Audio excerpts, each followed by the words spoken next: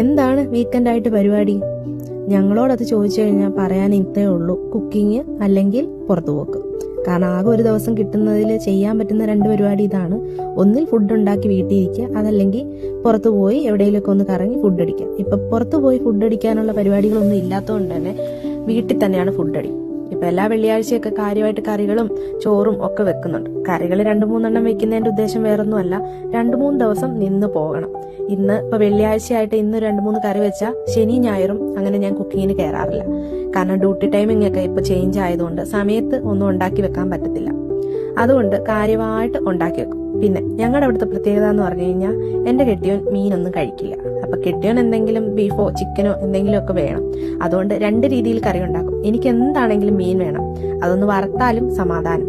അതുകൊണ്ട് 2 രീതിയിലുള്ള കറികൾ വെക്കും. ഒന്ന് ചിക്കനും ബീഫും, ഒന്ന് മീനും. അത് കറിയായിട്ട് വെക്കത്തില്ലെങ്കിൽ വറുത്ത് വെക്കും, കുഴപ്പമില്ല. ഐസപ്പിന് കുഴപ്പമില്ല, പക്ഷെ ഡാഡിയെ നമുക്ക് മാനേജ് ചെയ്യാൻ പാടാണ്. അപ്പൊ എന്താണെങ്കിലും പണിയെല്ലാം കഴിഞ്ഞു. ഉച്ചയ്ക്കത്തെ ഫുഡ് എല്ലാവരും കൂടി ഇരുന്ന് കഴിക്കണമെന്നൊക്കെ വെക്കും. പക്ഷെ കുക്കിംഗ് എല്ലാം കഴിഞ്ഞ് കഴിയുമ്പോൾ 3 മണിയാവും. അവർ 2 പേരും ഫുഡ് കഴിച്ചും കഴിയും. ഞാനപ്പോ ഈ മൂലയിൽ കയറി എന്റെ ഫുഡ് അടിയും കഴിയും.